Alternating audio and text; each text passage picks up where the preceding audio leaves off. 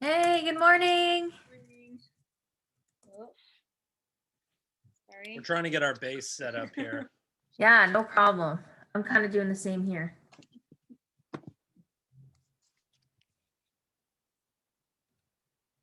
Okay, hi. Hi. How's it going today? It's good. Good. I hadn't been sleeping for like many nights, and then last night I like slept, She slept for 12 hours. but not straight. I had to pee, but like Of course. back to sleep, and I slept from like 8 till 8:30. 8 p.m. to 8 a.m. That's amazing. That's so I was like deliriously tired.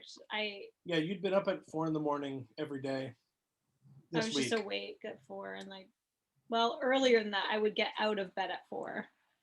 that's the worst. I just couldn't lie there anymore. Ugh.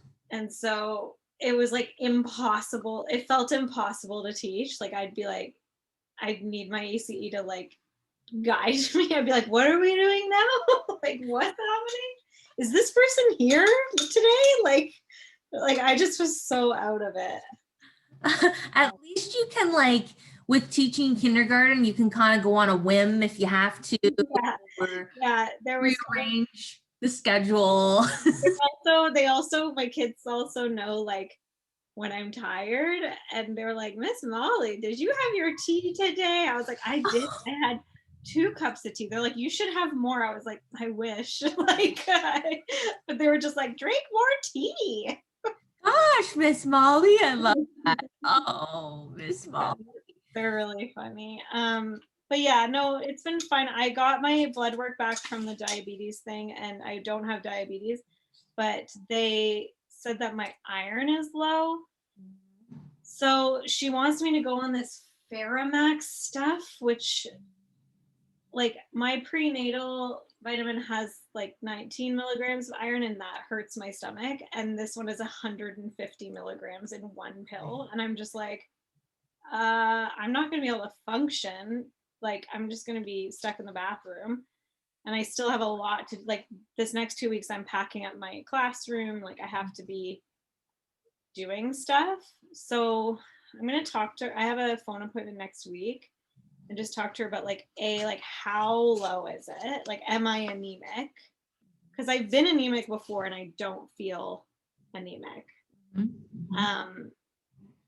And like, is there a way I could take my prenatal and maybe like what is the other stuff called? Floridex, like iron supplement instead. That's like another 20. So I'd be getting like whatever that is, 40, almost 40, but like 150 in one dose. Like I will be so sick. Mm-hmm. And even if you try it with food, it doesn't make a difference, eh? Like I already have IBS. I think that's plays a factor. So like I have my iron pill, and it's not like constipation, it's the opposite, which you can't do anything like if you're stuck in the bathroom. And like there's no choice. Like I have to go into the building next week, and I have to be packing and teaching, and so I don't know. The only thing that kind of works when Molly takes iron supplements is to take it before bed. And then the morning sucks. So that it digests like while she's asleep. Yeah. And the morning's like not that great, like this morning, because I took my prenatal last night. But I'm just like, that is going to like overload my system, I think. And also it's got all this like carrageenan and like these dye like number red and like number whatever. And I'm just like, what? Like, why am I taking all this crap? Yeah, you know what? I think it's really good that you're going to talk to your OB about it, because I eat a steak tonight. Yeah, there you go. Yeah. Right?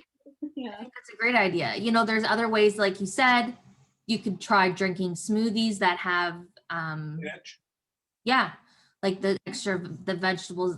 I don't know them off by heart. Vegetables that have iron. Yeah. Spinach and the meat. Leafy greens is basically it. I'll get some spinach. Well, I was having iron. I'm just surprised my iron is low, because my iron apparently is low anyways. I know, but I've been taking the prenatal, and I've been but the baby's just sucking it out of you. No, this friggin' thing. Just ruining me. Anyway. Yeah. Um, But so yeah, that's the, but I don't have diabetes, and it really wasn't that bad. Like everyone was like, oh, the drink, but I was like, this is legit kind of good.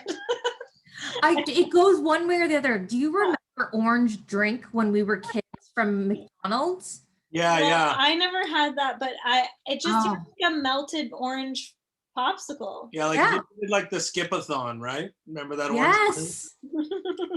Yes. And that orange drink, people say that they hate it or it tastes like the orange drink from McDonald's back in the day. Is it the one that came in the cup that peeled at the top?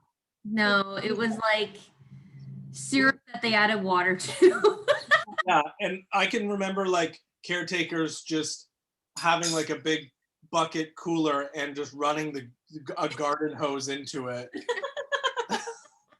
Wow, that didn't. Andrew went to public school. I went to a Waldorf school where we weren't allowed television and sugar was not allowed. So You were probably drinking water that had been set in front of a full moon overnight. yeah, Yeah. For added energy. yeah. Moon water, of course. Yeah, I'm with Andrew with the hose and Yeah. Yeah, so I never had that orange drink, but Okay, well, we'll work on But it. I had it the other day, and it was delicious. Okay, well, you would have loved it then. So there you go. We brought you to the dark side of things by you having that orange drink. Yeah, so that was fine, and it all was smooth. And the doctor, my OB said that he's measuring good. I don't really know what that means. She just measured this Your belly. and apparently it's normal. His heartbeat's super strong. He's been really active, like to the point of like, okay, this is getting ridiculous. Like, you know, calm down. Like, I'm getting annoyed. Yeah, Like, and now he's you just, can now like, see him kind of like move around in Going there. crazy, and it's almost like he has one of those bags in the gym you see, and the guy's going like that. Yeah. Like, that's how fast sometimes it is. I'm just like, what are you doing?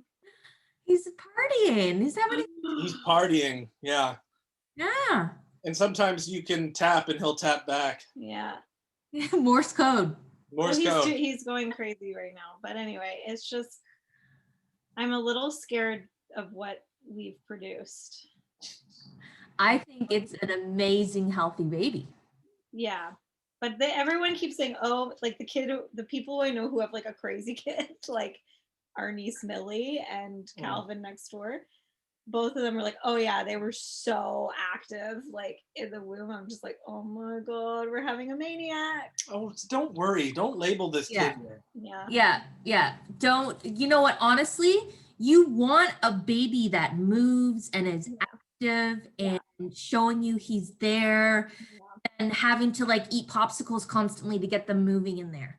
Like something cold and something sugar is what, if you ever get to a point where you're like, I haven't felt him for a while, I want you to eat a popsicle of Freezy.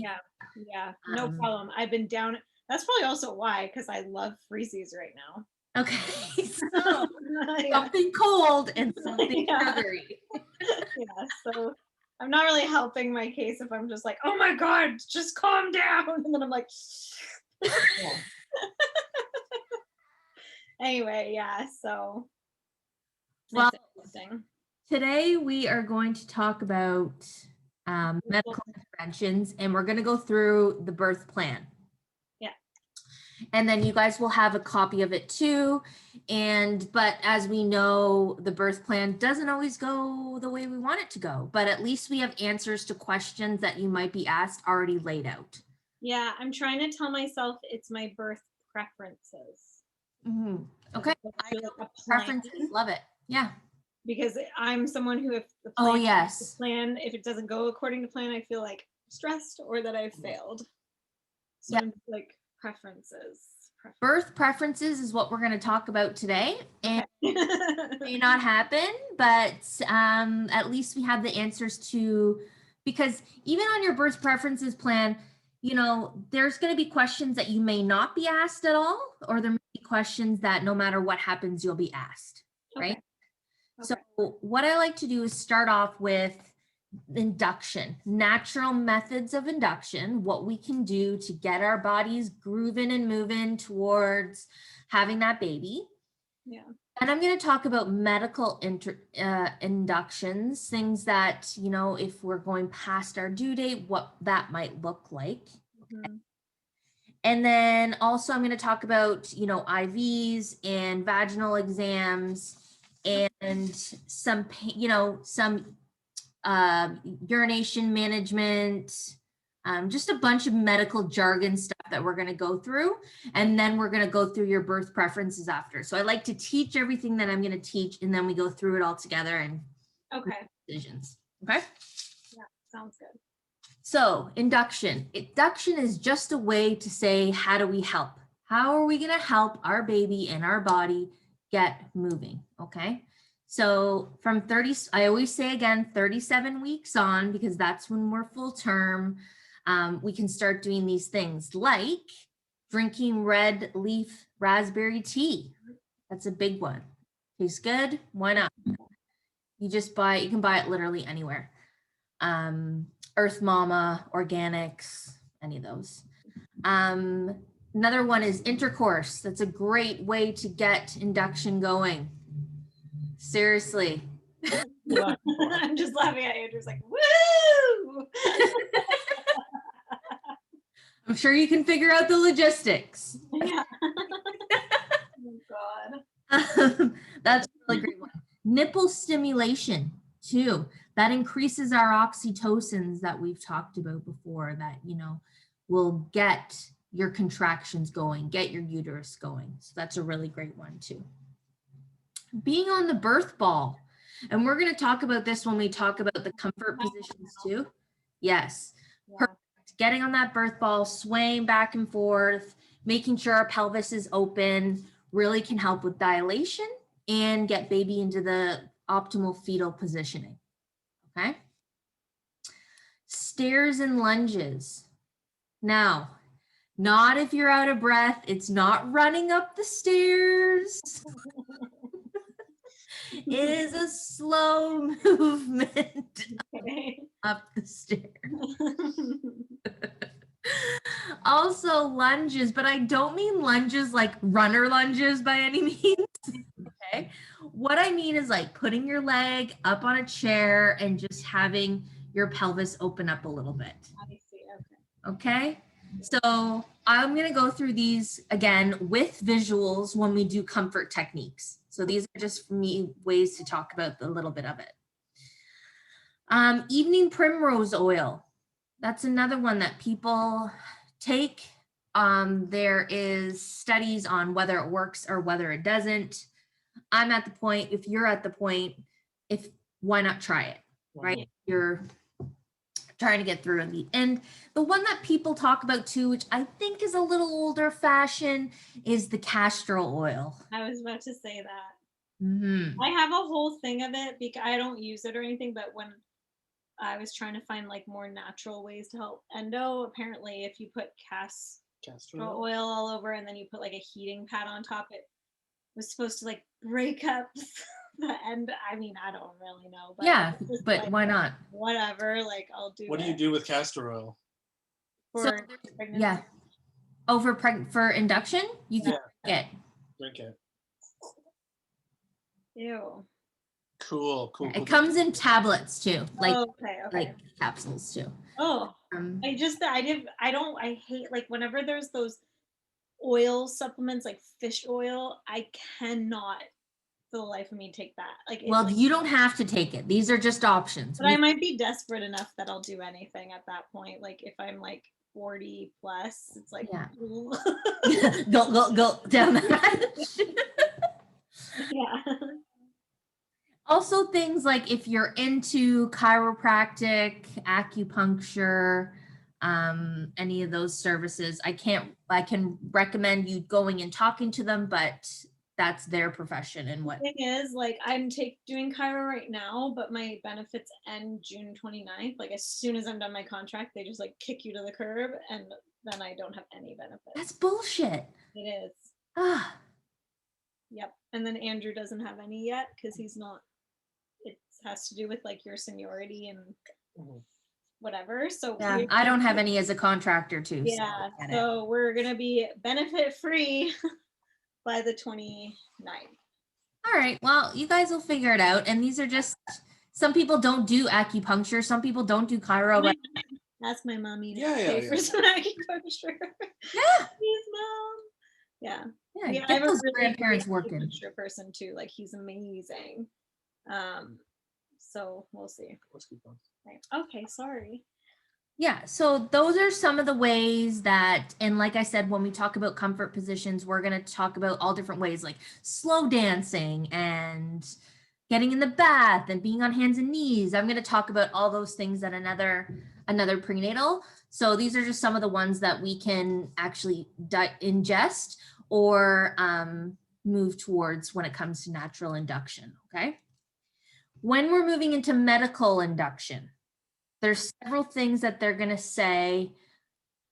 They're going to ask you a bunch of questions and they're going to say, where are you leaning towards? And these are the options. So you might go to the hospital, they might say, okay, you're 41 plus 1, just say for instance. And they're going to say, okay, we're going to schedule an induction date. So say I'm going to say September 25th, which would never happen that late. Just date way past your due date, because just for like the universe to know you're not going to go early. Okay. So say they say that date and you say, okay, so you go in and then they're going to talk to you about what kind of induction you're going to have. The first one generally they talk about is the gel. And what they do is they put this gel in your cervix and then they send you home usually. Okay. So that just helps to soften and ripen and dilate your cervix. Okay. There's also the one that they might try too, even before that, is the stretch and sweep.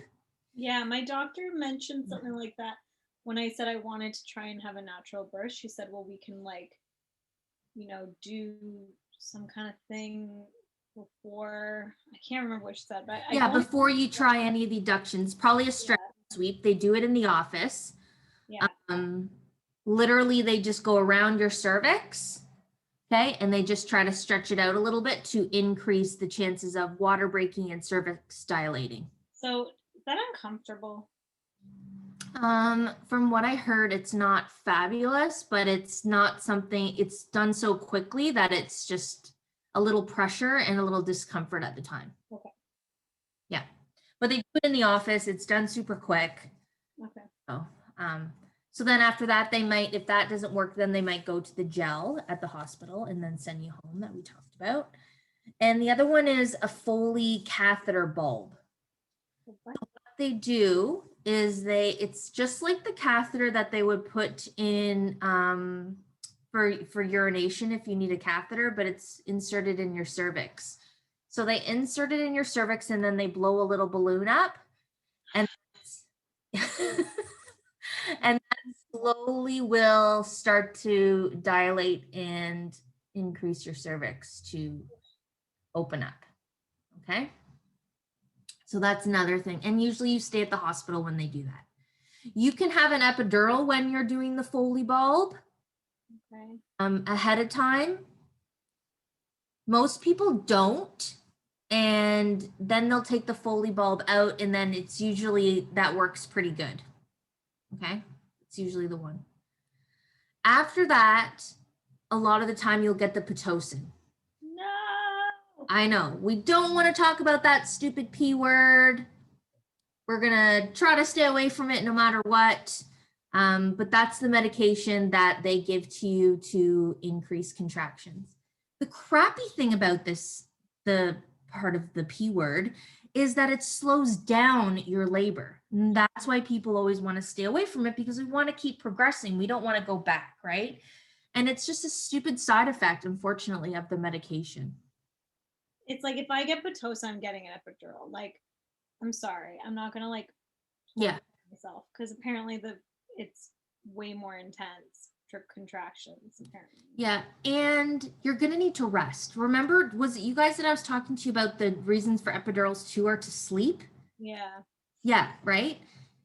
So we need to keep that into your mind. If you've gone through the induction phase at this point and you're at the point that you're getting the IV medication, you're probably going to be tired and going to want that epidural because you're going to need to sleep. Yeah. Right? So we're going to try to stay away from all those medical interventions. We just like to talk about it just in case it's okay. Just in case you guys need to talk, you guys need to go through the process and you kind of have an idea of what's going on, right?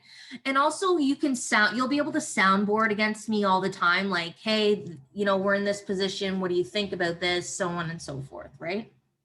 Mm-hmm. So the last thing that they do, and that usually happens no matter what, is breaking of the waters. Mm-hmm.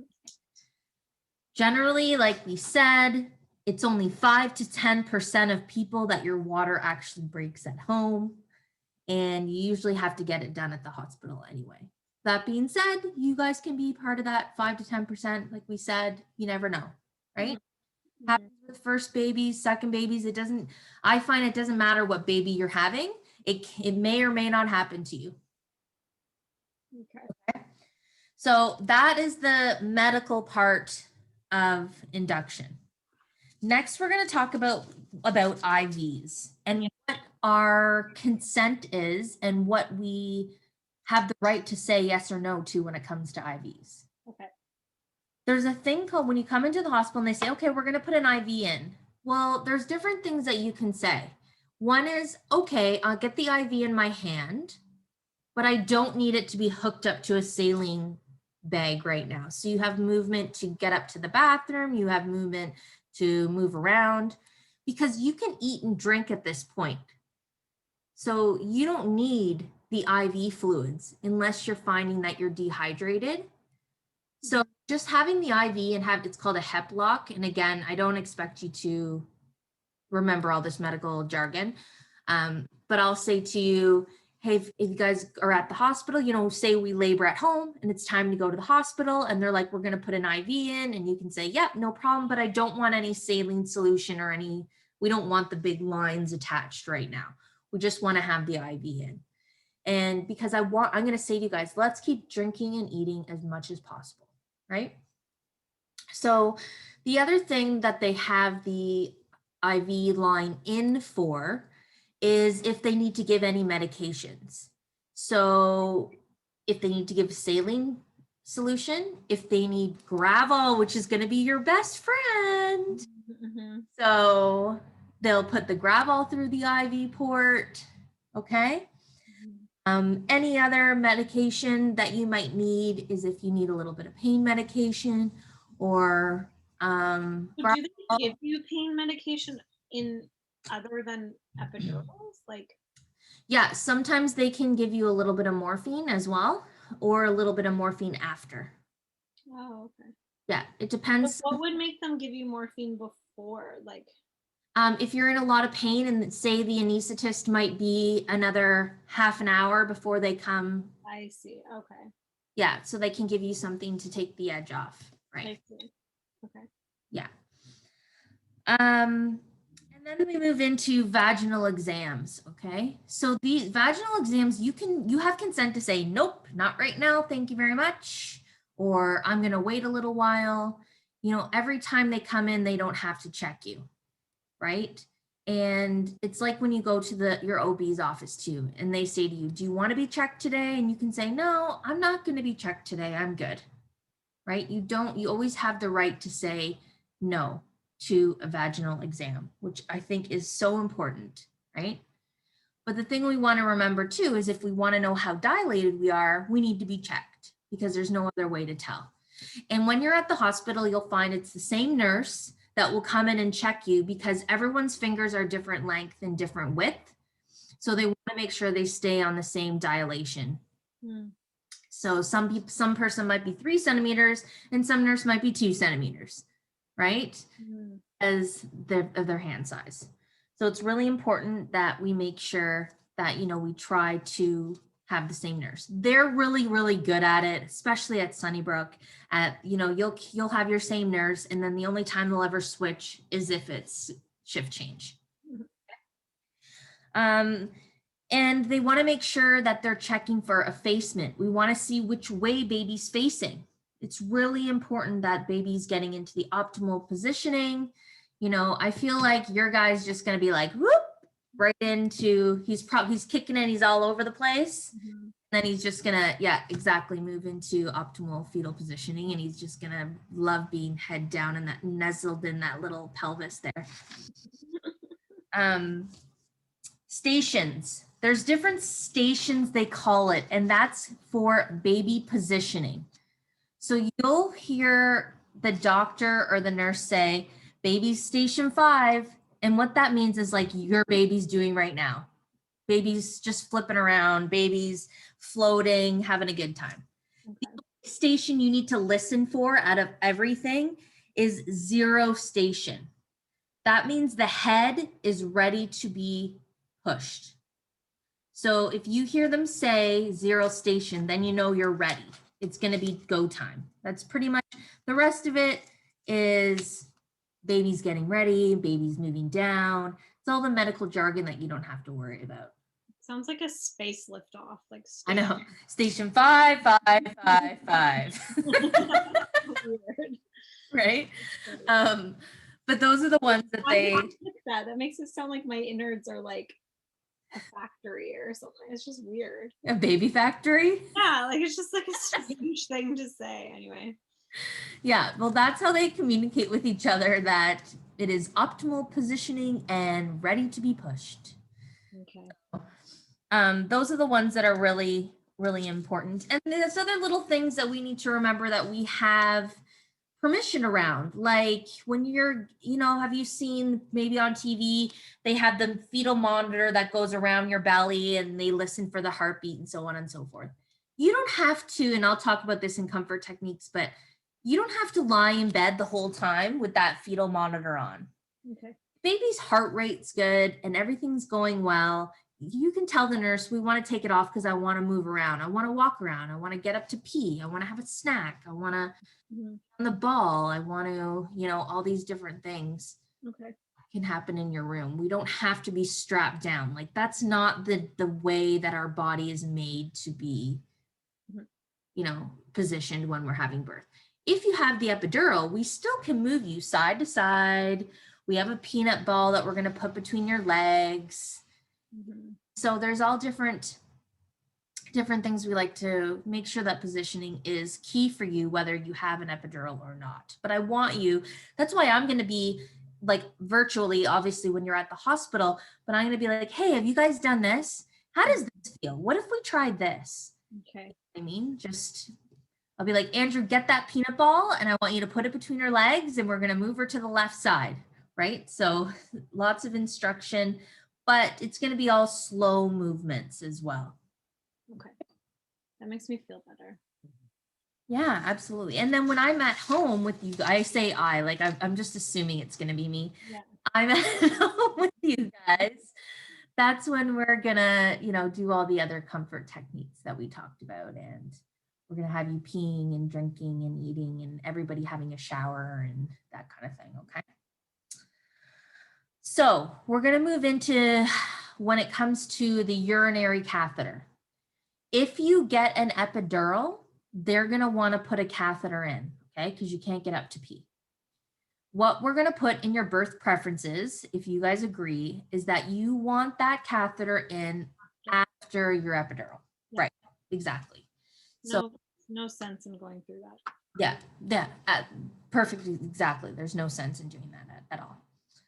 And then what we're going to talk about too in the birth preferences is different questions around the C-section that you're not going to have, but we just want to have it in writing, and things like an episiotomy, what that looks like if we have to have one of those. There's all these questions that we're going to go through in a few minutes. I'm going to pull it up and screen share, but like things like if you ever have to have a C-section, they automatically strap, not tight, both your arms down, okay? As the IV in one hand, and then they put the blood pressure cuff on the other. Well, things like that, I'm like, no. You only need one arm to be out and be ready if you need to put medication in the arm or take a blood pressure. The other arm is there to hold Andrew's hand if you need it, to hold baby after. There's little things like that I love to make sure that we put in our preferences, because they don't, the hospital wants you to be as comfortable as possible, obviously, but if it's a little bit more convenient for them, then they'll do that, right? Yeah. And you want to be like, no, this is our experience, our adventure, our journey. We want it to be based upon as much as we've decided, right? Mm-hmm. Mm-hmm. So what we're gonna do is we're gonna move into the questionnaire, or not a questionnaire. It's not a questionnaire. Preferences. But I'm just wondering, like, who do you, like, do I show this to my OB, or do I show, like, or do you just tell them? No, absolutely. What I would do, print it out, bring it to the hospital, put it in your diaper bag. Okay. Yeah, for sure. And then will anyone actually, like, take it seriously? They should. Yeah. Yeah, and if we express step by step, like kind of like if some intervention needs to be taken, but we want another one to be held off on, we consult our sheet and go, oh yeah, we would like this to, the IV or the catheter to happen after. Mm-hmm. Yeah, exactly. That's exactly what I want you to say. Oh. Here we go. Okay, I'm gonna do this. Thank you. Okay. So some of these might be repetitive to you at all, some not, but I love going through them because then it's kind of fun too. Okay. So, if healthy mom and baby are already taken care of, what are your 3 top priorities for your birth? So what is that? So if you're healthy and baby's healthy while we're having labor, what? Not have anti-nausea medication on hand? Okay, yeah, I want anti-nausea. I also just want like a calm environment. I don't know, but that's maybe. I want. What epidural? What's the? I. Is this where we mentioned the epidural? I don't want. We're gonna go down to that. I would really hope not to have a episiotomy. Mm-hmm. We're gonna go over that too. Okay. What do people normally say? I don't even know.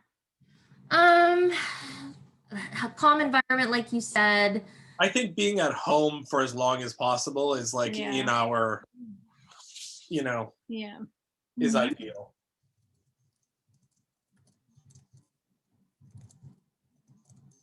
Shorter stay in the hospital. Yeah. Is okay too. Mm-hmm. That a lot of people say that. Well, I'm gonna, sorry, I shouldn't keep saying me and Maria. When we're there, we're gonna make sure that you guys get to stay home as long as possible. And that's what's so comforting about having us there too, because I'll be like, we can wait a little bit longer. We can wait a little bit longer. All right, time to go. Right? Or what? Vaccine. Oh yeah, we're both getting our 2nd dose next week for a vaccine. Oh my gosh, that's amazing. How did you get booked up? Well, we got our shot through UHN and they just invited us to reschedule our thing, and that's what was available. We were just really lucky. I'm waiting for the email any day now. Yeah, so I think I'm just really relieved because my 2nd dose was scheduled for August 19th, and I was like what if I just didn't want to have any like side effects and then be like kind of feverish and then go into labor and be like, oh. Oh gosh, and then they put you in isolation. Yeah, like I don't want to deal with that. So I'm really glad I'm getting it. We're both getting it next week on Thursday in the evening. Yay, I'm so happy. And my parents will both be, because my dad's high risk and my mom got AstraZeneca. Yeah. She already got her 2nd AstraZeneca. My dad's going to be done by June 30th. So like almost all my side will be 2nd dosed, except my brother.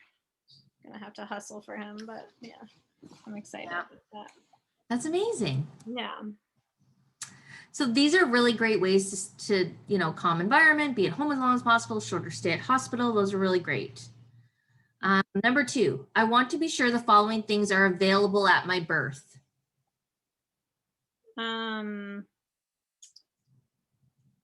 Peanut ball. I want you to remember too, this can all be modified. Like if we don't have the answers today, we can fill them in another day. It's not a big deal. I've been talking to Andrew about how I want to have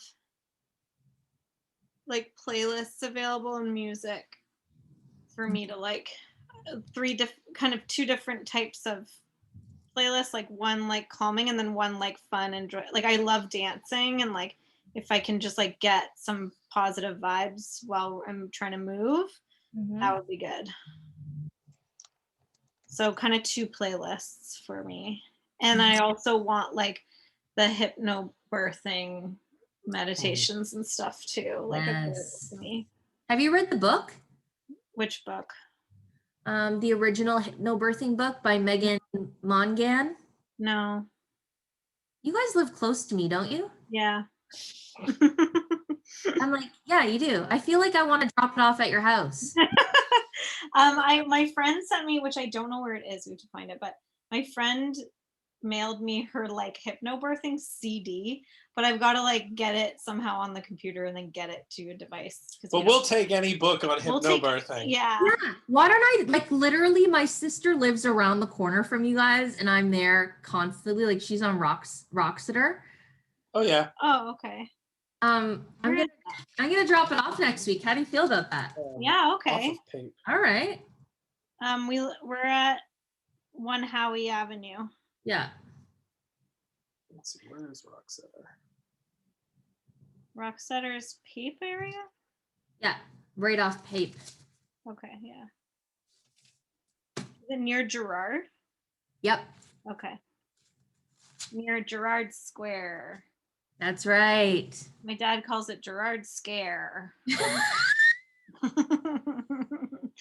We grew up going to Gerard Square all the time, but it used to be quite intense, and it's rough around the edges. It's got its special people every once in a while when you go, you're like, oh right. Yeah. But like they have great stores in there.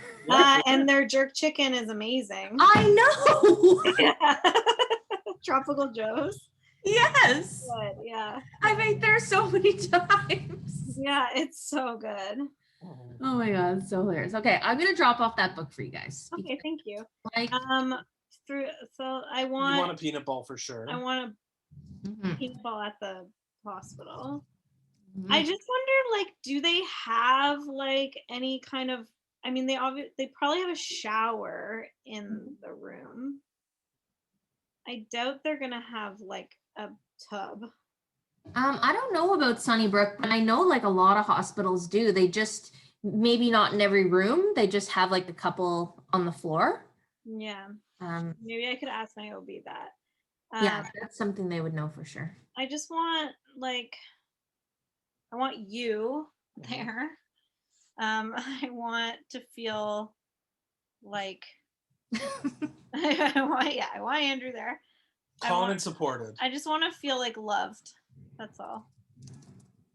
Not that I feel loved all the time, but I just want to feel extra loved. Extra love. That is not a lot to ask. But the level of love he gives me every day, like that's a big and ask. there couldn't be more. There couldn't be I more. believe you. But I just want it all. Sorry.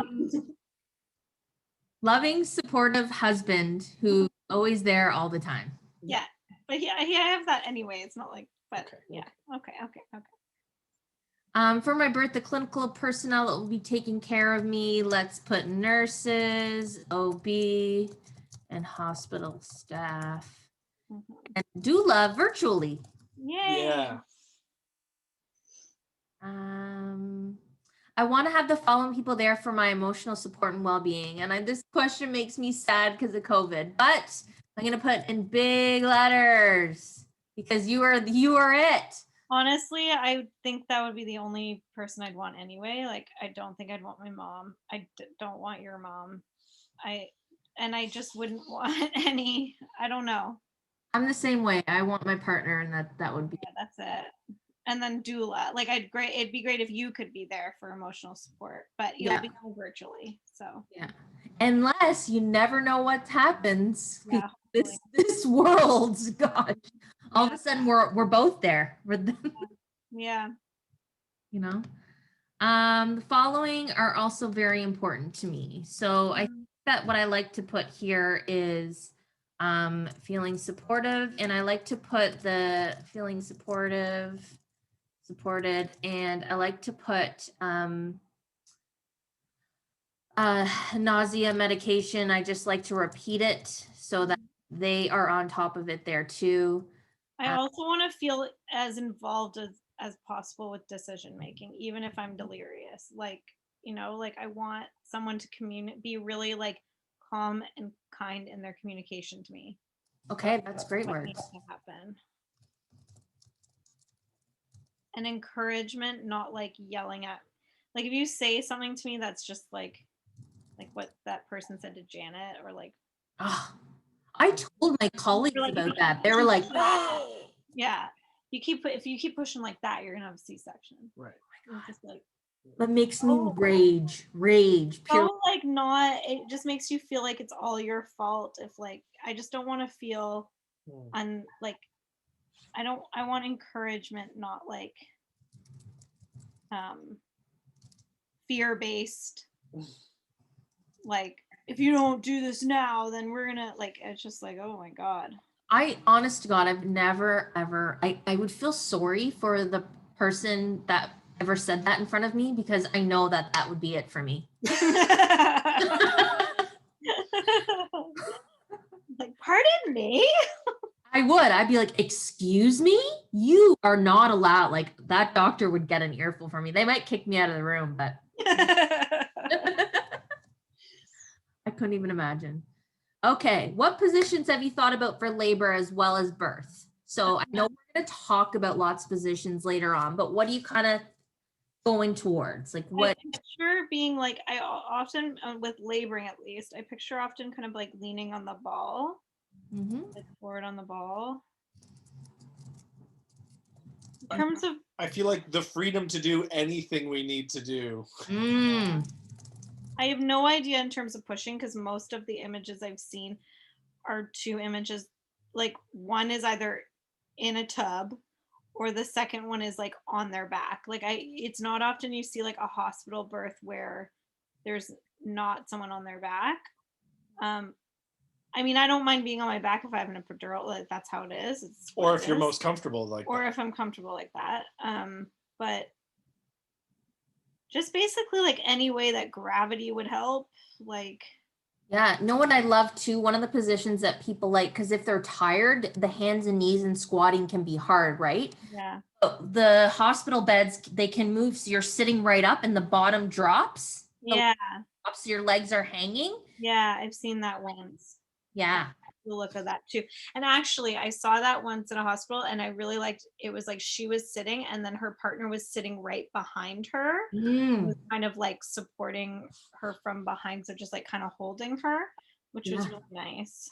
Yeah, absolutely. There's all these things that we can do when there isn't an epidural. But that being said, if there is an epidural, that's okay too, because you'll have coached pushing. Yeah. So partner sitting behind, dropped legs on bed, hands and knees. These are all just, and squatting really, really works well if you have the energy. It's really important that you're rested as well for that. Okay, how do you if I have an epidural, then I'm just in the bed and that's fine.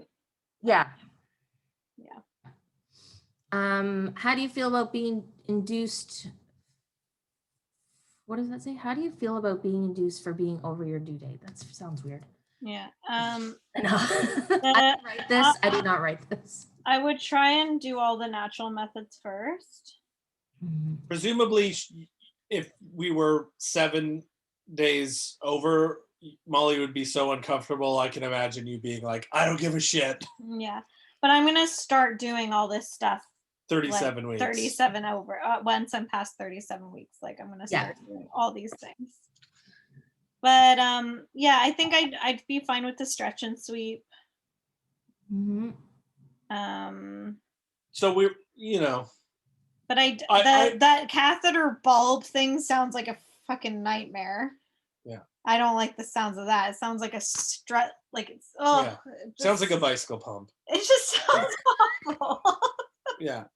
But It Yeah. based on what I've seen of pregnant women being like 8 days overdue, they look to me, and I imagine us being the same, like they're like, anything to get this thing moving, yeah. I will take right now. Mhm.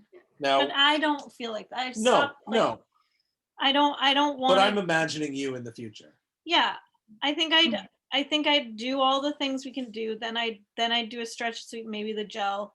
In terms of the bulb, that sounds just horrific to me. But I mean, I guess it's like a head's gonna be going through there anyway. So Remember, you don't have to. You can say, I don't want to do the Foley bulb. yeah, it just sounds like a torture contraption. I mean, if you're at the point of getting the Foley bulb, you might as well go for the P word at that point. I know, and then it's like, yeah, because I'd probably want an epidural if I'm having some mechanical thing go in and stretch my cervix. Like that just sounds, yeah. We're not going to get there because you're going to have lots of sex. You're going to do nipple stimulation. You're going to do lots of different things. People laugh because they're like, you say that so freely. And I'm like, because I'm serious. Because if you you're going to do whatever I suggest. Yeah. And then some people say even like using the pump too before can like help with nipple stimulation. Yep, that can help too. I just am careful around that because we don't want to mess with your supply. That's true. Want it to be an oversupply. So that's something we can talk about if we even have to get there. Right. Okay.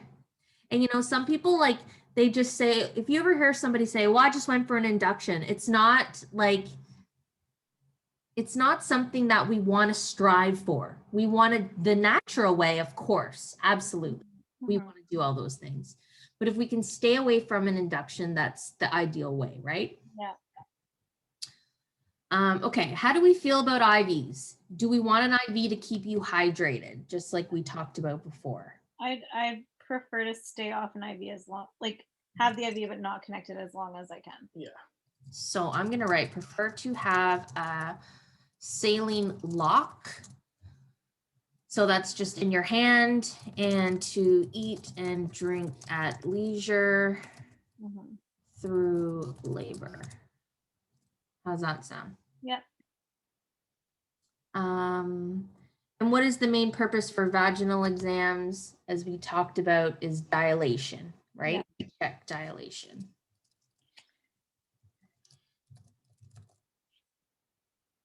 Okay. What methods would you like to utilize to speed up labor? So I'm just going to say here, all natural methods and medical methods only if needed at that time. Does that sound okay? Yeah. Can I admit something? Mm-hmm. Yeah. So I do want to, I have a lot of pressure on myself to do natural and all of that. And then I was seeing all these videos of hospital births and like they were terrifying. And then I saw a couple of epidural births that seemed super calm and positive. And the person was kind of like, who had done both, was like, she appreciated both experiences, but because of like for her sister who likes natural birth, like she needed that like experience and the revving up to the thing, and then like it's here and it's like ah, and like it's like this big experience. And she was saying like she's an anxious person, and having it being really like calm and like the people saying, well, your contraction's coming now, we're gonna help you through this, and like blah, blah, was actually like for her, fit her better and all this stuff. And then I was just like thinking about like what's best suited for me, and I don't know, but I'm not as like against an epidural, but then I'm also like, but I want to have that experience too. Because I feel like, because we're kind of like a one and done thinking type scenario, I'm like, this is maybe the only time I give birth in my life. Like, I don't know. I'm feeling really like, oh my God. The thing that I imagine is that pain can be scary, and fear can slow down labor, and so in the same way that people talk about getting an epidural slowing things down, your fear can also slow things down if you're potentially a certain type of person who gets anxious, which is me. So I can see you being more comfortable without pain, and therefore having an easier experience. Yeah. At least in terms of your nerves. Yeah. So I'm just like, I'm feeling very like now confused, but I'm also like, I think we said last time, we're kind of open to. But I think also like, yeah, I want to like experience it, but then if it's like suffering, I think yeah, I don't know. It's a really weird feeling. It's like a lot of pressure on myself to do natural, but then also trying to be like, okay, what is the feeling if it's just, I don't know. Yeah, I don't know. Well, yeah, or let's say you've been laboring for 24 hours at home, and you're like, okay, I get the gist of all of this thing, and I'm pretty fucking tired. Yeah. I just literally was going to say the exact same thing. The best thing about the epidural is you don't have to decide till you're there. And you exactly might be laboring at home for that long.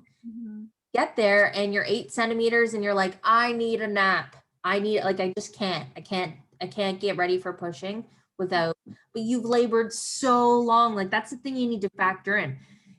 You labored so long at home that when you got to the hospital for that last little bit, you got the epidural, right? But you labored so long without an epidural. Like I know people that get epidurals at 1 centimeter because it's just too uncomfortable for them. And people that, at 9 are like, I'm done. I need the epidural for the last little bit. Yeah. And their labor is no less valid. That's right.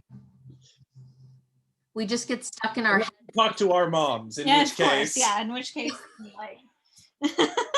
God, I want to talk to your moms. Yeah. I honestly have this feeling of like, after all this, like, I don't want to share my birth. You don't have to tell anybody anything. With them. But of course, are you kidding? My mom's gonna be like, so tell me everything. Like, she's going to want to know everything. Anyways, that doesn't matter. It's not right now, but it's just. You wait and see, because this little baby inside you, he might be like, he might put you to work and you might be tired. I think Molly's issue is also, we have an expression in our house that we say usually in like bad times, which is like the full human experience, which is like being a human isn't like roses all the time. No, not at all. And one part I feel like I'm like, I want to have the full human experience. And in your mind, the full human experience is like feeling a baby pass through your vaginal canal. Yeah. And and like totally. But like also, we're not living the full human experience in the Middle Ages anymore. So like you don't have to do that. Yeah. I know that is part of it for sure. Yeah. Exactly what you said. It's like, for instance, back in the day when you'd break your leg, they just like, I couldn't even imagine, take some twigs and like bind it up and you're screwed and that's the end of it, right? Yeah. You're never going to walk again. You have a limp, right? Yeah. Now, do that, right? Yeah. So what's the difference, right? Yeah. Yeah. That's right. So you're so hard on yourself, girl. Oh yeah, it's a problem. Yes.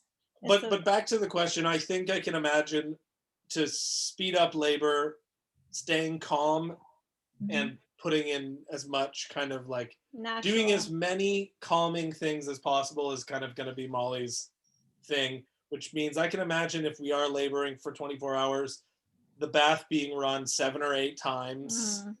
And which we need to fix the bath. Yeah. And sorry, I just am really stressed about the bath. And things like that. Yeah.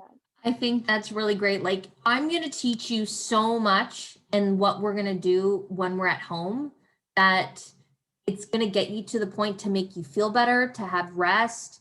We're going to, all different positions that we're going to do. I'm literally going to be like, okay, start to have a dance party, and we're going to have a 2-minute dance party. Yeah, that makes me happy because I like that. I like dancing. Just don't judge me on my dance moves. Yeah, no, me. I'm not a good dancer. I'll be right in there doing definitely won't be when you're 9 months and 2 days pregnant. That's why it'll be a 2-minute dance party. More like a rock. You probably dance like a little infant, just like. Yeah, it's like the thing that the babies do, and they're always like. Yeah, 4 a.m. Yeah. Anyways, we don't have to. Yeah. Yeah, it's gonna. I feel like I was like being a poser by being like, I only want natural, when it's like I do, but like. Yeah, but you remember your belly's getting bigger. You're coming to terms with the fact that soon you're gonna start feeling pressure down there, and there's no hero award, there's no red cape, there's no trophy, there's nothing that goes along with natural birth except you did it without an epidural. Judgment of my mother. Oh, who gives a shit? Yeah. I'll give her a little call if you want. She hasn't said anything like that, but she did say it. I can feel it. But we get in our minds the little things that they say. We don't look at the big picture sometimes, right? And especially when it comes to our parents. Like my dad can say something and all of a sudden I'm a 7-year-old girl and I'm like, what the fuck? I'm 40. Yeah, totally. Right? I know. Yeah. All right, here we go. How would you like to manage your urination needs? When is a catheter necessary? I would like to go pee as much as I can on my own, but like, again, if we have to get a catheter, after epidural. Some people like the idea of like a bedpan when you're pregnant. I'm like, how do you even get that under you? No.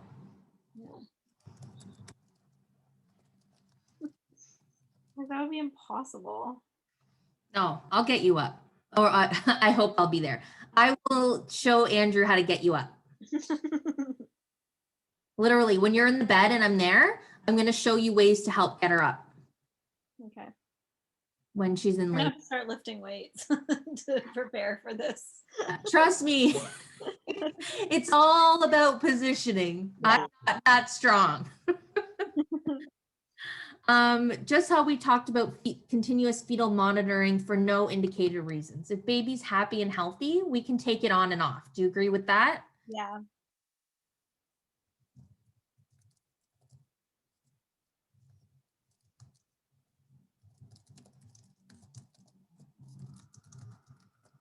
I think the baby monitor will be important for me at some times because of what happened to my mom's friend.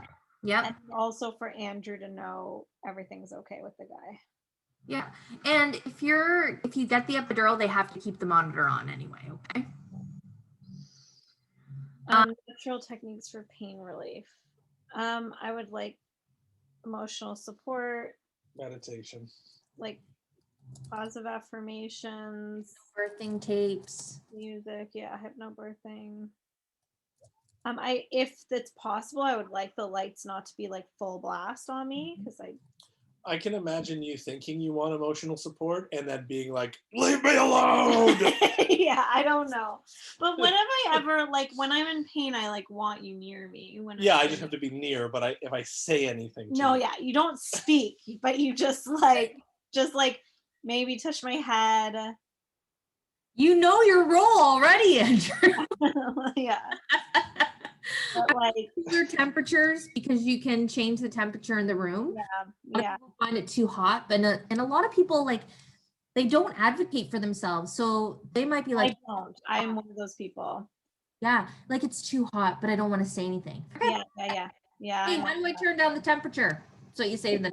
All of my courage the other day at Cairo to be like, I'm a little warm. He's like, oh, do you want me to get you a fan? And I was like, no. And he's like, I'll get a fan. I was like, okay.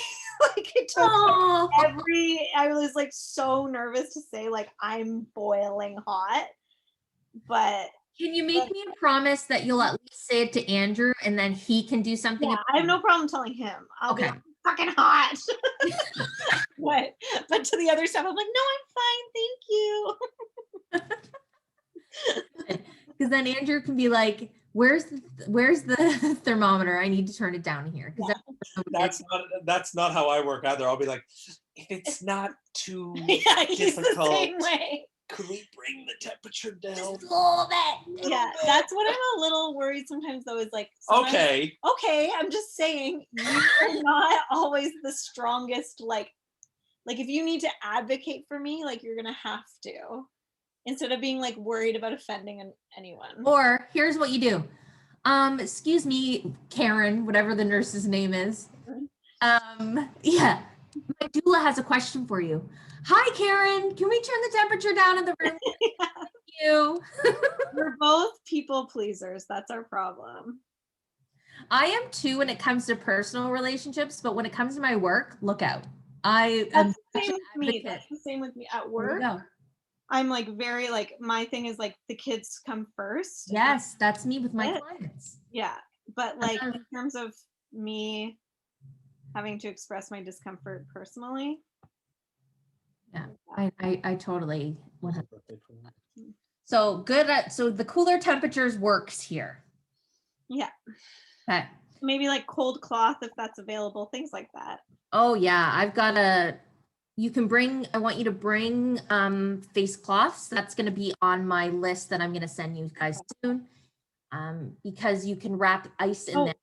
Essential oils. I want to take some essential oils too, like to smell, to help with like getting positive feelings. And yeah, we can put that in here too, but that'll be on the list that I send you too, because things like putting the essential oil on some paper towel and just wafting it like this totally helps. Like the little things that I would do, I'm gonna put on the list. Oh, what essential oils are like really good at times of labor, or is it just lemon, lavender, eucalyptus, tea tree oil. Oh, I have tea tree. Yeah, I'll send a list. Okay, thank you. I feel like we're like bacon on a veggie burger. Like we're like, we want essential oils, and I want that around me as they insert the epidural. Bacon on veggie burger. We're like granola-ish, but like not. But like, bacon on a veggie burger is real good. So funny. Yeah, totally. That exactly. That's right. Oh, good. I'm totally stealing that, and I might not give you credit. Yeah, like I'm like can be hippy dippy, and then I'm like, oh, get a grip. Like I get really like I also am like extremely practical at the same time. Yeah. Like, oh my God. I'm literally I think I'm laughing really hard because I think I might be the same because like I'll burn sage and then I'll be like, okay, this is what's gonna happen, and we're just having ribs, and Yeah, totally. You burn sage and then you use bleach on the tub at the same time. Yeah, that's exactly. That's what we do. That's exactly what we're like. I have bleach. I do. Yeah, of course. Of course. I know. It's like we can't quite go all the way. No, we're covering all our bases. Yeah. Oh my God, you guys, you nailed it. That's me too. Yeah. We're trying to stage natural, but like, and then I'm gonna mop the floors and put a bit of bleach in there. Yeah, of course. Hey. Of course. How else do they get clean? Oh yeah, that's exactly Oh my God. Oh. It's like the hypnobirthing. Like I love it and I love the idea around it, but then like you said, if you want to be yelling at me, that's okay too. Yeah. Exactly. Yeah. Oh my God. Okay. Try to compose myself here. I think I need a drink. Hang on. Yeah, no worries. Andrew, can you get me some water? Yeah, I'm gonna go. Thank you. That's too funny. I'm literally like a cross, but my mom's kind of like that too. She's like a hippie. Like my mom has all these like affirmations, like written around her house, and she does yoga and meditation, and she's like really intense. And then she's like, there's a beaver, we're gonna have to kill that beaver. Like, she's not a Buddhist at all, like when it comes to like any wildlife like encroaching on her territory at their house. Like, she's killed about 1,000 caterpillars because there's some crazy moth thing. Like, she is so intense about like killing mice and like drowning them. Oh my God. But then it's like, then it's just all about like, you know, her nature. And my dad is like not like that at all. He's like, cool, you do you. I'm gonna drink this scotch and like not, and like eat smart food and like not care about what you're doing. Yeah, I'm like total combination of both. Oh, you guys nailed it. That's exactly So funny. the exact same. It's so funny. Oh my God. Oh. Bless you. Yeah, I don't feel great about an episiotomy. That sounds like an idea. I know. Like, how do you feel about it? Well, you know, Not great at all. avoid like. Because there's lots of mixed things. It's like they say, like there's things I've read where it's like, you know, a tear, while it sucks, it's like apparently easier to heal from that, but it makes like the doctor's stitching harder. Whereas like an episiotomy, a clean cut, so it's easier for them. Mm-hmm. But then it's just like, then they talked about different types of episiotomies. Yeah. And I'm like, that sounds just awful. And then you just want to be like, well, can the doctor use like oils? It's like, no, they're not going to do that. They're not going to like use oils to like help that. Well, the thing is that I haven't seen an episiotomy in a while, so that's a bonus. Okay. Yeah. So a lot of doctors nowadays, and you can talk to your doctor about it as well, is that we'd rather you naturally tear on your own because it's not as evasive. You heal a lot easier and it's not as painful, to be honest. Yeah. Why do they do that then? And it's more like if a shoulder's stuck. Yeah. Right? I know. Yeah, and they need to get baby out. And we can't just you know, do the slow motion of maybe she'll tear enough. We need to like make shit happen, really. No, I know. I unfortunately watched a birth that happened. No. Yeah. I didn't know. It didn't advertise like with shoulder, whatever. It was like raw and real, like our birth story. And I was like, great. And then it was like, that was terrifying. They were all like, things got real really quick. And there was like 7 nurses around her with the doctor. And then he was like, I think I'm going to need to do this. And she was like, can we try without it? And then it then got too real. And he was like, I have to do this. We have shoulders. And it was just like, blah. And it was so scary. And she was so terrified after, to the point where a nurse was like holding her and like had her face to the woman's face and was just like trying to comfort her after, because it was such a scary birth, which I really shouldn't have watched. I should have stopped it. But then I was actually really appreciative of how kind those nurses were. The nurses were really aware of like, that was really scary for her and we're going to take care of her. And that then reassuring her and encouraging her. So that was nice. But and nurses generally are amazing because they want to work on these floors, right? Yeah, they've chosen to do that. Exactly. yeah. Right. Okay, let's move on from the episiotomy because we know where we all stand for that.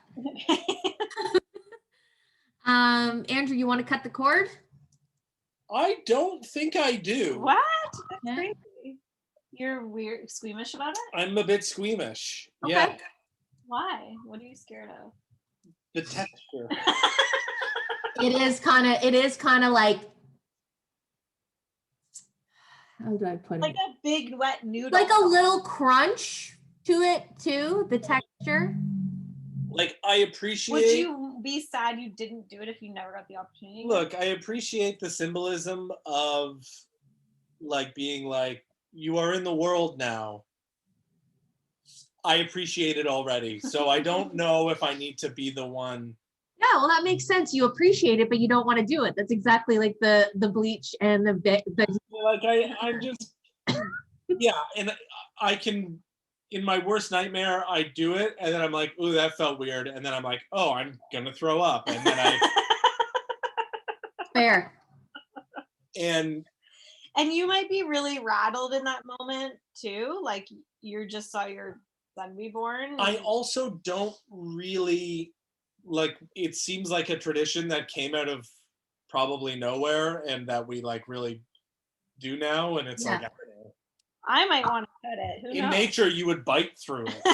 You would, you just, but you know, here's the thing. I feel like it's one of those things that like people want to tell people about. You're not going to remember it. You're going to forget you did it. It's one or two people that like 15 years down the road going, I cut my son's umbilical cord. And people are like, yeah, okay, your son's 15, whatever. Yeah. I don't even know if I've even heard anyone say that. Also very That's fun the thing. that the birth partner is the one who gets to do it. I know, like I kind of, if anyone's gonna cut it, I feel like it should be me. It's like that. I'm like, ha! I had this baby. I had this baby and I cut this cord because it's not inside me anymore. Yeah. So yeah, I yeah. Okay. Doctor. Cord blood banking. Have we? I wanted to do that because I know that Sunnybrook is having a study soon where they need that. Apparently there is a study going on. But then I know that if you want to do that, if you want to donate your cord blood, they have to cut it right away. And it's like, I guess I don't understand of like, is it a big deal if you delay or not? Like, yeah. What is the idea behind delayed cutting? Delayed cutting is getting every little drop left, the nutrients, the antibodies, your COVID antibodies from the vaccines, every little drop left out of the placenta into baby. Yeah, I mean, that's the reason for delay. And in Ontario, you can do one of two things. You can donate the cord blood for research or for somebody else, but it's all anonymous, or you can privately bank it as well, which costs a lot of money, and you may or may not ever need that. What would you need that for like stem cell research if your kid gets like sick? Yeah, pretty much. Most people do not do either. They do the delayed cord clamping. So it's a personal choice. You have to arrange it before you go because you take a package with you to the hospital. So we can think about it. Yeah, because I had always pictured donating cord blood. Like I just always. But then when you're talking about all those good nutrients and antibodies. Like, yeah, now I'm torn about it. Yeah, because I just think especially with the vaccines you're getting, like every little last drop. Yeah. Just something to think about. Oh, I'm gonna put something to think about.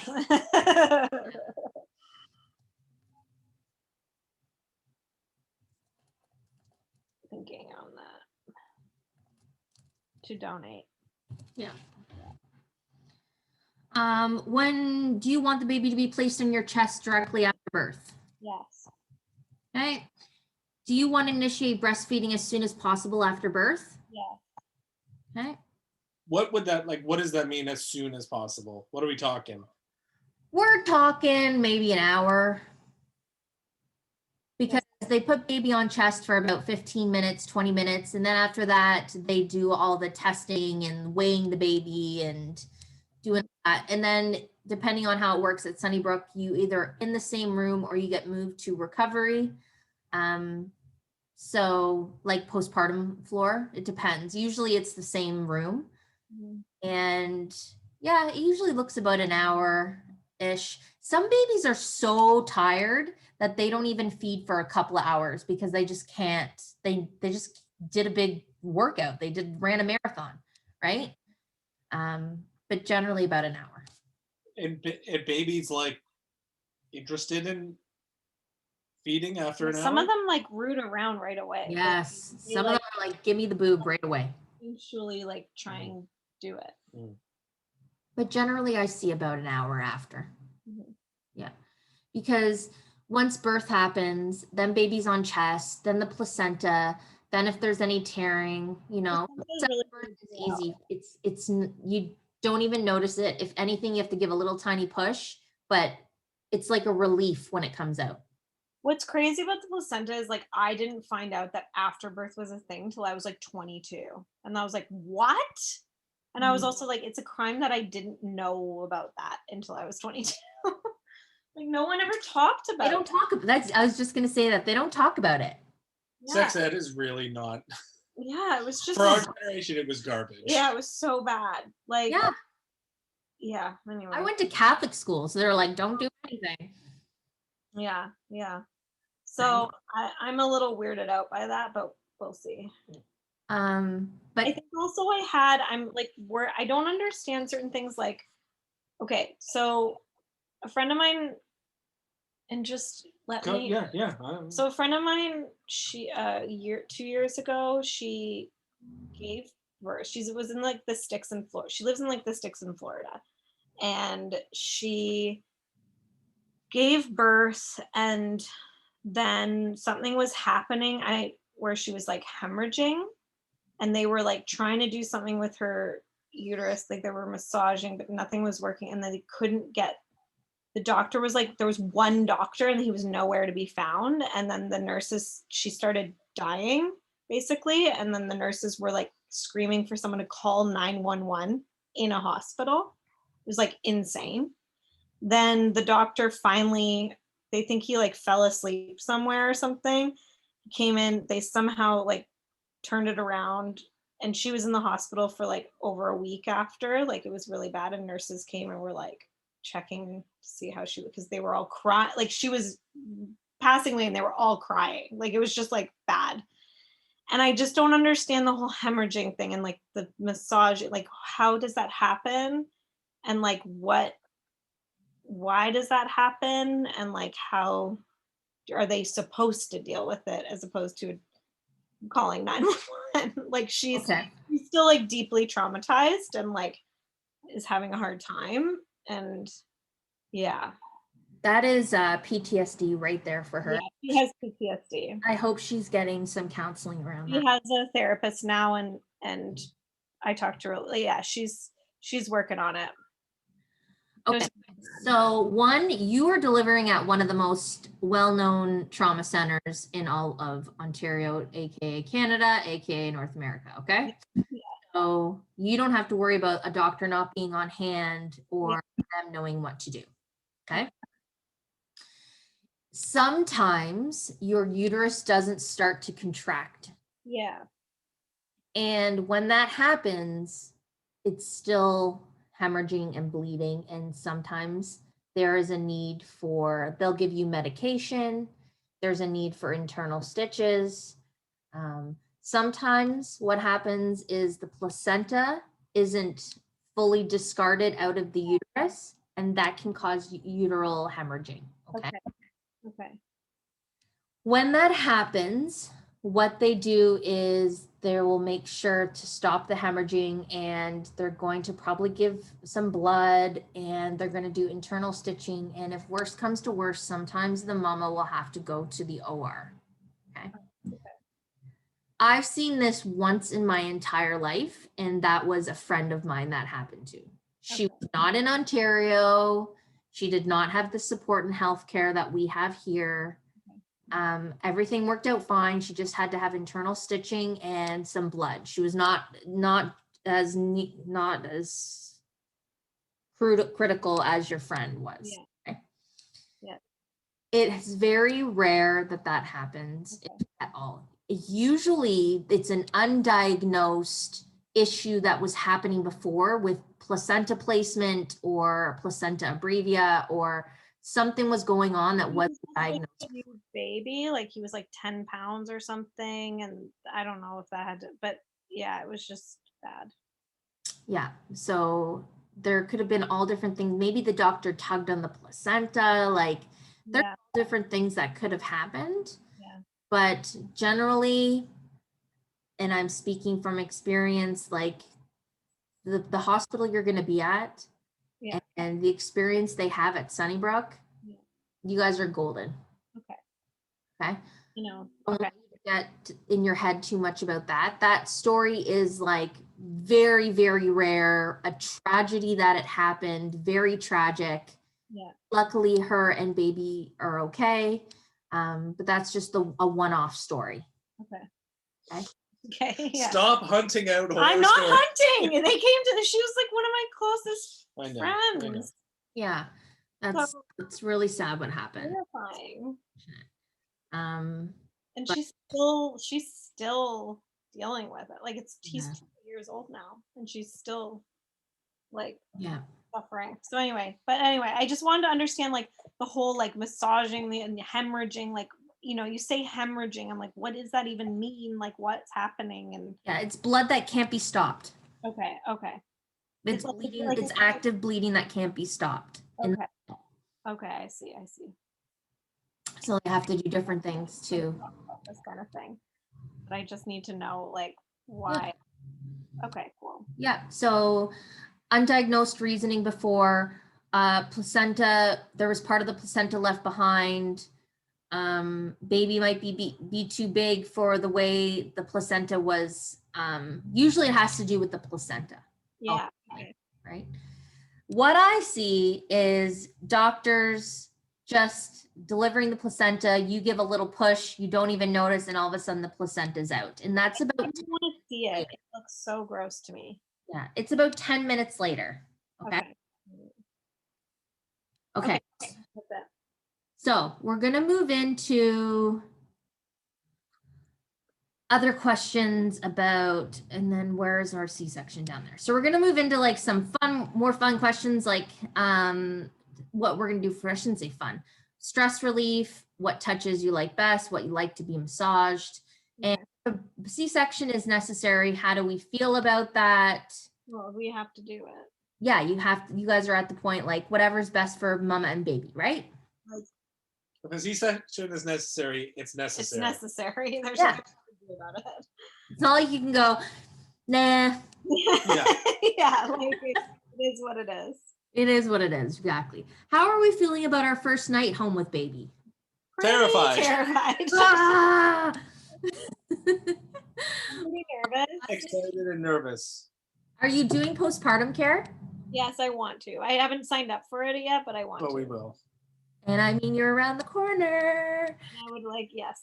Yeah, I think we're both nervous about lactation. Okay. So that's you. I'm nervous about me having a vaginal birth and having to pee and having to poo and having to like, Yeah. and like then breastfeeding and just the baby like being so small. Yeah. Sweet when they're so small. But this is my job, I know. I have like a bruiser, which I may have because you were a bruiser, but we'll see. You're a bruiser. No, yes, he's not now, but he was. But you know what? That's when you're gonna have postpartum care. You're gonna make sure that you see a lactation consultant at the hospital before you leave. We're gonna do an infant feeding course at the end of this, at our last session. So we're gonna go through all that. We're gonna do some infant care as well. So it's normal to feel nervous and not know what you're doing, but your instincts will click in too. You're going to be like, okay, baby's crying. Let's talk about that. Feeding, changing, peeing, pooping. Yeah. Ultimately, that's what sleep. That's what we worry about with baby. Not even worry about. That's that's the checklist. Mhm.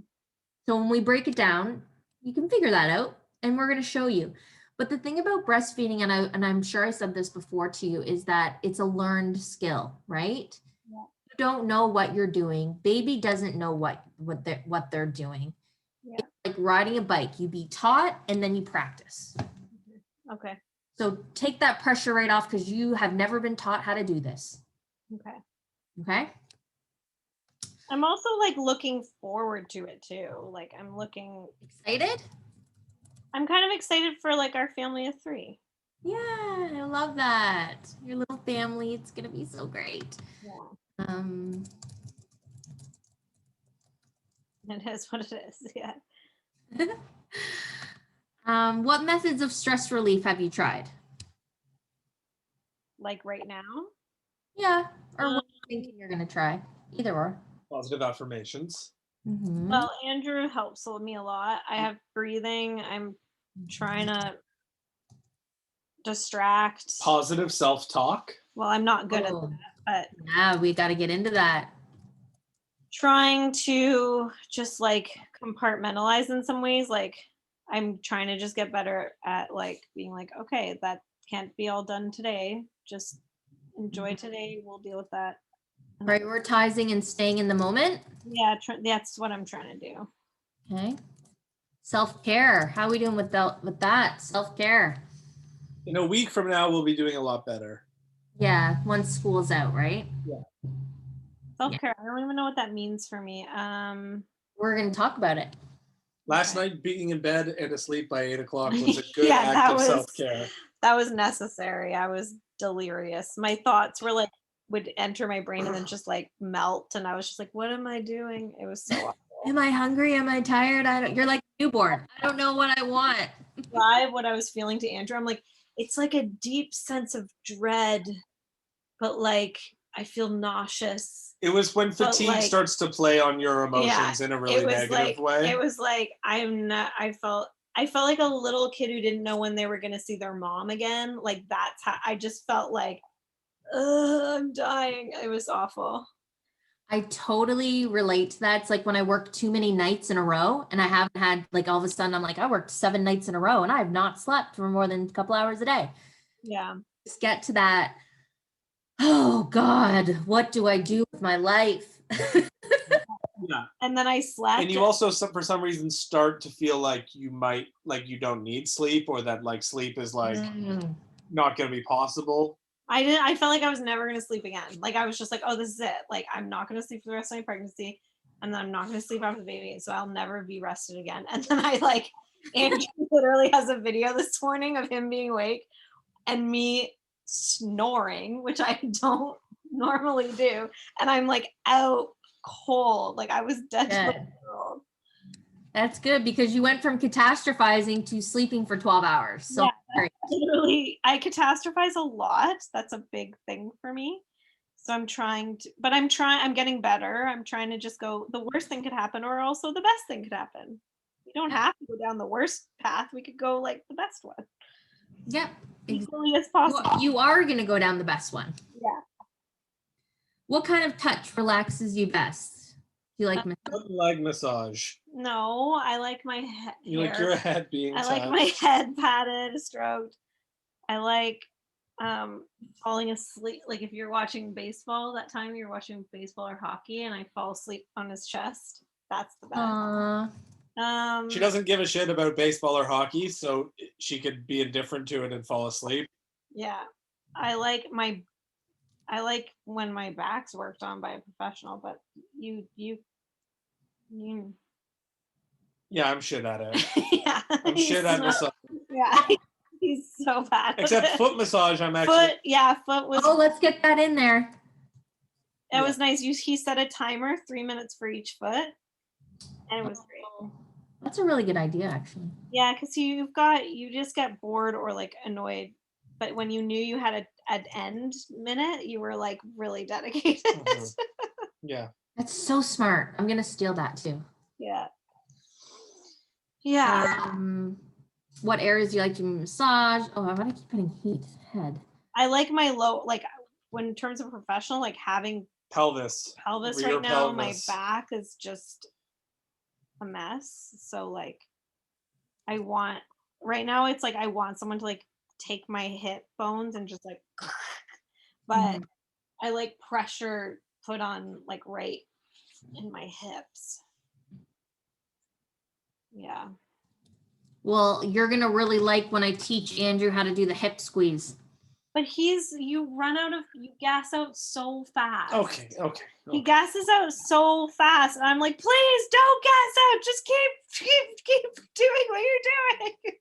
And he's like, I'm going to show you ways that doesn't require a lot. It's going to be the double hip squeeze. It's going to be the single hip squeeze. And it's not a lot of pressure. It's just about where to position your hands. You don't need a lot of gas for that. Okay, good. What areas strokes the least? I don't like light strokes on this part of my body. I hate that. You don't like light touches? I don't really anywhere. like light where touching turns to tickling, Molly does not I like. really don't like I want either firm hand, but I like Firm hand. I like it on my head. Yeah, okay. But then I don't like any type like light stroking on my arm. Ugh, I hate that. I just want put your hand on my arm if you want to touch my arm. I gotcha. Yeah. So that's why I'm putting firm hand. I like that. Yes, firm hand. Unless it's on my head. I don't want a firm hand on my head. Hand. Do you know about any hydrotherapy techniques that you would prefer during your labor? So we want to get in the bath, right? Bath, yeah. Bath. I'm going to put here, if that's okay with you, bath, shower, and wet cloths. Yeah. Oh, here's a good one. How will you communicate that you're benefiting from your support per people's comfort technique? So how are you going to say good job, or I like it, or moans when it's good, and No. and that's what you do. You're like, yeah, that's good. okay. And No, and then you say fuck off when it's bad, Ah! typically. that is not true. Or you go Please stop. Stop. Just directly. Or it'll You're be very like- direct. It'll be like, oh, stop it. Yeah. Probably. I don't Direct statements. You make me sound horrible. No. No, I'm saying the sentiment is fuck off. Yeah. Yeah. I Usually didn't put fuck off, so it's all good. Yeah, I don't know about moans, but I think There's actually a little bit of pity. You're like, no, you're not good at that. no. I'm like, just stop. Just stop. Just stop. Best medical intervention course ever. Oh God. Okay, we're getting in the nitty gritty of the C-section questions. Okay, so we've got about 10-ish. Okay. So, and they're yes or no's pretty much. Okay. So you want to participate fully in the questions that the decisions you make about birth, correct? Yeah. Right. Yes, after yes. Yeah. Have the catheter inserted after the anesthetist is Yeah. Anesthesia? Anesthesia. I was thinking, I have a client named Anastasia. That's what I was thinking. Keep your partner and doula with you for administration of epidural and during surgery. Yes. I know partner, but Mhm. yes.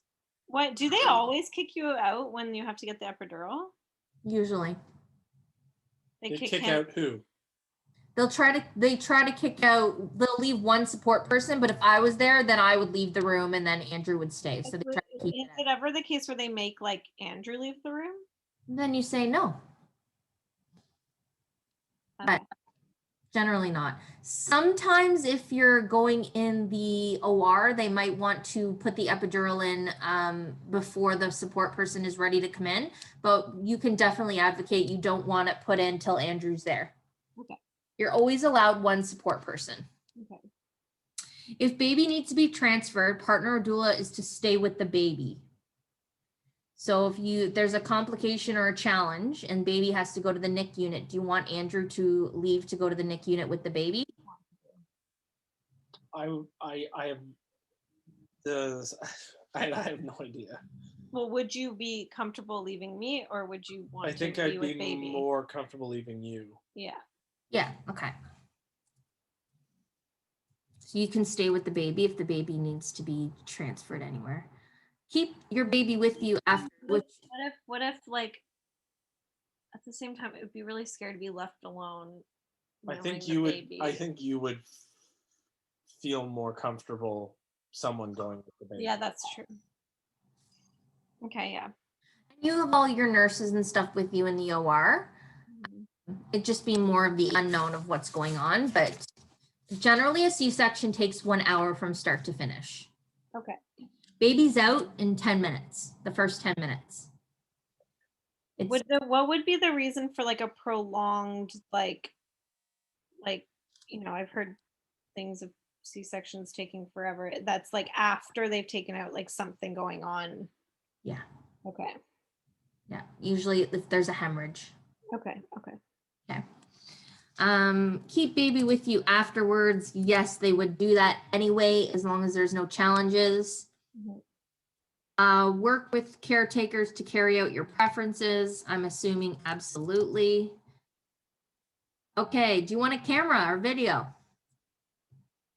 Andrew, I'm not going to be able to take pictures. Yeah, maybe some pictures afterwards, but that's it. Okay. I don't think we want a video. No. It'll be burned into our brains no matter what. Yeah, like you have a Yeah. camera, but I want you to be in the moment and not worrying about getting good. And I also am really not good at framing. No, he's not. Yeah. I'm one of those people that hates taking pictures. I love that they're taken. Yes, me too. But I don't want to do it. I definitely do want pictures of me with baby. I will get pictures of you with gooey baby for sure. And I want good angles. Yeah, we'll see.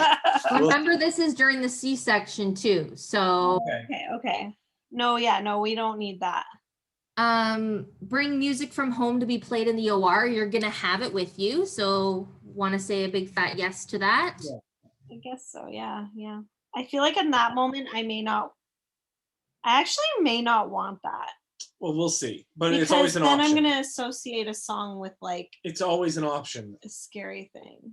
Yeah, this can all be changed. Also, at this point in your journey, I should say, this would be more of a last minute decision of you guys getting a C-section. It's not like you have a planned C-section that we can say, okay, we're going to make sure we bring this to the OR and that to the OR. It's going to be more of a conversation where the doctors say, this is kind of what's happening. Baby might be in a bit of distress or mama is in distress. I think we need to talk about going to have a C-section, and then you talk further about it from there. Mm-hmm. It's not like in the movies where they're like, rush her to the OR. It's not like that. We talked about the arms being strapped down. If possible, at least one arm left unstrapped. Yeah. Lower the drape for the birth of the baby. Do you want to see what's going on? Nope. Okay. No, absolutely not. No. Fuck no. Andrew's sitting on a chair right at her head, so he can't see. I'm gonna be like facing like this way. Like, Yeah. Yeah, like he'll freak out if he sees that. No. And I will too. I don't want to see that. Okay. I don't even like seeing my blood taken. Like I don't like watching. I can't. Like Oh no. God, I'm like one of those people I could watch. I could. Oh, no, I can't do that. I might even want mirrors. Ask for IV and pulse monitor to be in the same arm, like we talked about. Yes, so we can only have one arm. You don't need the sex to be announced because you know. Unless it's wrong. So let's just say yes. Announce if it's a girl or a boy, because all of a sudden, if they're like, it's a girl, you're gonna be like, holy shit. Yeah, yeah. I'll freak out. Instead of them casually go, she's so beautiful. And you're like, what? Yeah, like, yeah. Have narcotic medication injected into the epidural at the end of the operation. I always say yes to this, and I'll tell you why. Because your epidural's turned off once they're done everything in the OR, okay? And then you're going back to your room. And you're gonna probably want that extra medication at that point. And I always say, please take the medication at the hospital offers you, because we wanna take it every couple of hours, not when you start to get pain, because by the time it starts working, you're further deeper down into that pain. So we always wanna nip it in the bud, okay? Yeah, I'm good. Good. Have your baby with in your room. You can room in with your baby after C-section if you choose. I don't know why this is still here, because they don't have nurseries anymore. Yeah, it's funny. And this is exactly what I talked about, controlling your pain. Every time they say, would you like some pain medication? Yes, we always want to be ahead of the pain, okay? And typically if they're asking that, it's because there will be some type of pain, right? Yeah, like nurses say, this is going to be a bit uncomfortable, and you know you're in for it. Like when they tell you it's going to be uncomfortable, it's like, this is going to fucking hurt. Yeah. And a C-section, the thing that people always think about a C-section is, well, what about my scar? Will it get infected? What's happening with my scar? Really, that's the thing that heals the fastest. It's the insides that we need to worry about. All those layers that were stitched and sewn up, that's what's going to be the painful part. Begin eating and drinking after surgery. I always say absolutely start getting your energy up as much as possible. Helps bring your milk in, which is really important. Okay, here's a question that you know, you guys need to advocate for yourself too.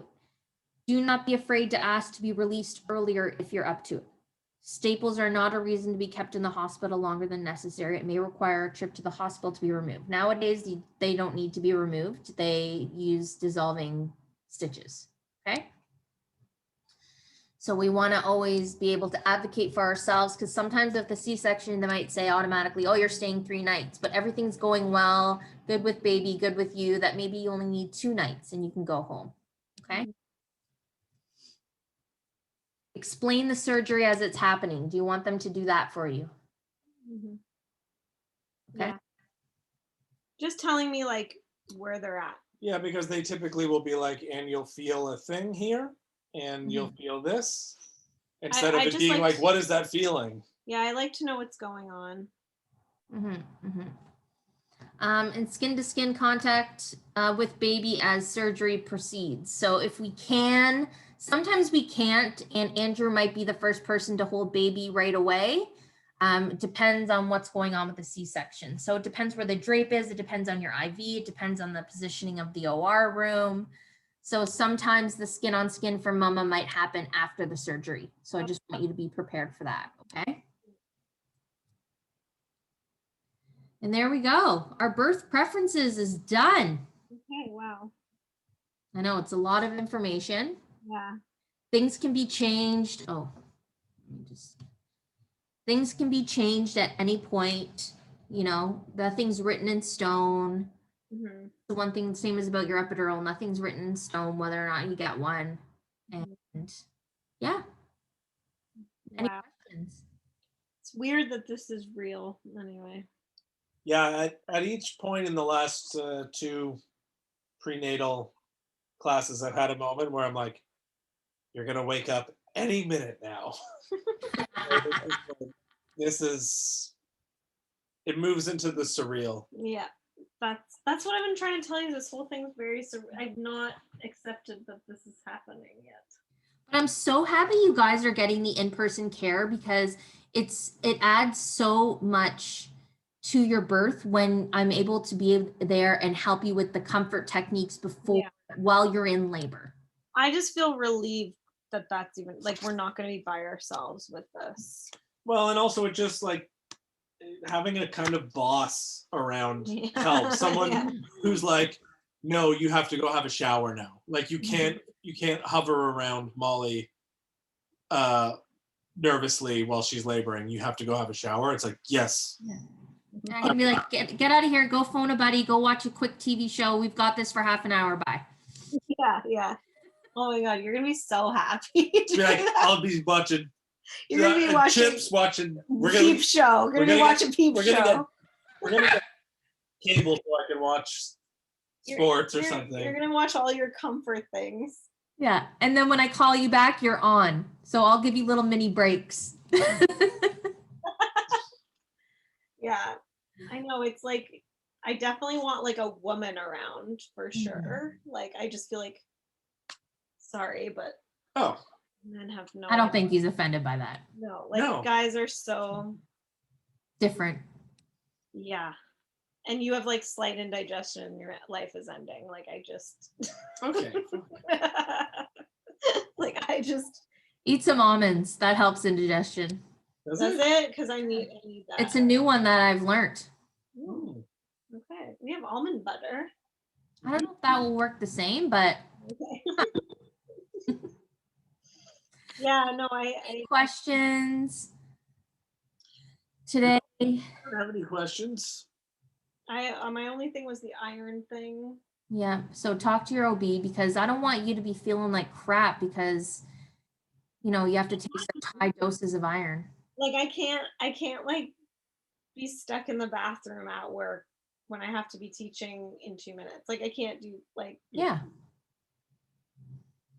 yeah, I'm a bit worried about, one thing I'm worried about is like I have to pack up my classroom, and oftentimes What's your? I'm worried because I have to like lift things. We'll figure out a solution for you there. No, but even just like the first thing I have to do is go in and find the bin that's full and like lift it out of the space. Well, we'll figure out what to do there. We can. You're not going to be doing things that are unsafe. Yes, you can't be doing that. Yeah. That is from me to you. I don't want you to be lifting. That's classic Jill approach. Well, Jill is Molly's mom. Yeah, I know. She does crazy shit. But it's more just like, it's like, what am I going to do then? You bring somebody with you. Someone else will do He's it. not allowed in the building. Yeah, but someone else can do it. I Someone know. who Jim, isn't the pregnant. caretaker is scary. Anyway, I'll ask him. You're going to be like 7. Here's the thing. Pregnant. Tough shit. If he isn't allowed in the building, what are they going to do? Kick him out because he's coming to lift a couple heavy bins for you? Yeah, like we'll figure out something. But we're not going to jeopardize your health I know. to lift a bin. Yeah, I know. Jill. I know. Okay. Jill. That's my mom. I will not allow that. I will come to your school and lift that bin for you if I have to. That is not going to happen. Okay. Definitely not going up on ladders. That's not an option. That's not, but like it's not a tall ladder. It's like not like so I'll get Jim to go up on the ladder. Yeah. You need me to call Jim and Jill and whoever. I'll call them. It's just hard. Like I just want to get in there. I just want to get my stuff done, like get it all. And I'm so used to just having to do it all. And then it's just like, you're not allowed. And you're like, well, now I have to wait for Jim. And it's just annoying. Anyways, yes, I know. I can't do that stuff. Yeah. I know. Okay, good. As long as we know that we're not going to do it, we're not allowed. I'm not. Guys, you and baby. So we're not doing it. Andrew's furious. I know. And so he should be. Yeah. Like, it's not very often I side with a supporting partner, but I am right now. I know. It's hard. It's just I'm like having like flash forwards, like basically my father-in-law is always pleading with Molly's mom to not do something dangerous. And it's like, because she just wants to get it done. Yeah, but he's like, okay, so either you're gonna kill me with the stress or you're gonna kill yourself by doing this. I did anyway. I talked to my mom about it. It's fine. We don't want to stress Andrew out, okay? And we don't want you to lift anything to jeopardize you and baby. So I guess I'm just like, how heavy is too heavy? I don't know.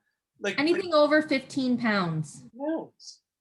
Yeah. I don't even know what 15 pounds feels. Yeah, it's nothing. It's a 3-month-old baby. Yeah. Okay. 15 pounds is like if you stack our laptops on top of each other, you're almost there. Yeah. Like we're talking nothing. Okay. Okay. I feel like we drilled it in there. Except you did ask me to like try and leverage the weight of a washing machine the other day. And I wasn't like, doing that. I was like, I can't do that. No, that's not what I was doing. I was like, that's 150 pounds. No, that's not it. I can't hold that. You guys gonna fight when we get off the phone here? Oh no. We'll see. No, I don't. I won't lift anything heavy. Good. I won't lift anything over 15 pounds. Good. Okay. All right. If we don't have any more questions, we're going to wrap it for today. That's good. Okay. Yeah. Thank you again. That was good. That was helpful. It was, yeah. I'm I glad. feel better after each one of these. Yeah, me too. Good. And then the next one, I don't know when we have it scheduled, next weekend maybe? I also have to schedule more, and I have to schedule some with Maria. Yeah. And You know, Maria can only do a couple of the ones that we have left because I have all the props. So a good one to schedule with her is the infant care one. Why don't you change that one? Okay, I don't think I've booked that one yet. I just like booked like the first 4, I think, and then I was like, oh, I should probably book one with Maria, but I don't know. Yeah, do the infant care one with Maria. It's about bathing and having to soothe the baby and things like that. And then you get me for feeding because I have all the like the boobs and the babies and pumps and all that jazz. Okay, cool. Sound good? What's the one, what is the title of the one after this one? Comfort Techniques, which is with me. Yes, okay, good. Okay. Yeah, we're going to learn about all the stuff we're going to do at home and all the stuff we're going to do at the hospital. Okay. Sounds Cool. good. Okay. All right, you guys, enjoy the day. You too. It's always a blast with you guys. You guys kill me. I love it. Well, Really fun. yeah. Okay, we'll talk to you later. Have a good day. Okay, bye guys.